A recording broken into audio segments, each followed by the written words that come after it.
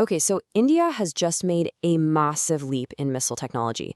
We're talking about a successful test of a next-generation engine that puts them in a very, very exclusive global club. And look, this isn't just some small upgrade. It's a genuine revolution in propulsion that could totally redefine air combat. So let's get into it and break down exactly what happened. All right, here's our roadmap. First up, we'll talk about the test itself, that new milestone. Then we're going to dive into the amazing science of how this air-breathing ramjet actually works. After that, you'll see the incredible jump in missile range. We'll find out who else is in this elite tech club. And finally, we'll put it all together to see why this is such a huge game changer. So, what's all the buzz about? Well, it all kicked off with a successful flight test by India's Defense Research and Development Organization. You know them as DRDO. This happened right off the coast of Odisha from the Integrated Test Range in Chandipur. But you gotta understand, this was not just another missile launch. This was the successful test of a super advanced propulsion system called Solid Fuel Ducted Ramjet, or just SFDR for short. And this right here, this is the piece of tech that changes everything. And its importance was obvious right away.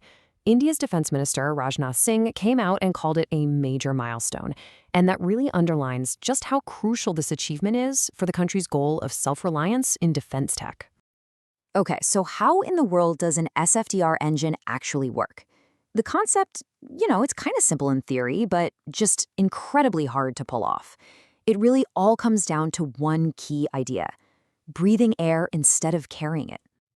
So at its heart, an SFDR is an air-breathing engine. Think about it. Instead of lugging around heavy oxygen tanks just to burn its fuel, it simply scoops up all the oxygen it needs from the atmosphere as it's screaming along at supersonic speeds. And right here, this is the key difference.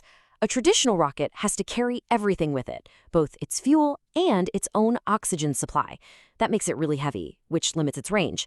But the ramjet, it only carries the fuel. By literally using the air around it as the oxidizer, it's way lighter, it can fly faster for way longer, and its range is much, much greater.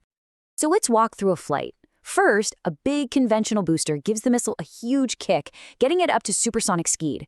That's when the ramjet magic really begins. Air is just violently forced into the engine's intake, where it gets mixed with the solid fuel and boom, ignition. This creates this continuous, sustained thrust that keeps the missile going at incredible speeds over huge distances.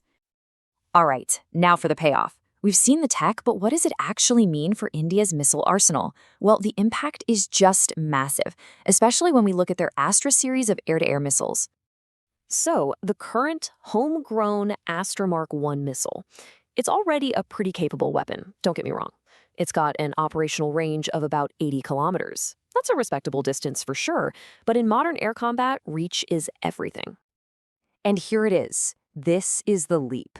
By putting this SFDR technology into the planned Astra Mark III missile, the projected range jumps to 350 kilometers. Let that sink in. That's not a small improvement. That is a staggering increase, more than 4 times the current range. I mean, just look at the progression on this chart. You can see it so clearly. From the Mark I at 80 kilometers to the Mark II doubling it to 160, and then this absolutely massive jump to the SFDR-powered Mark III at 350 kilometers. This just completely rewrites the rules of air-to-air combat. Mastering a technology like this, it does more than just give you longer-range missiles.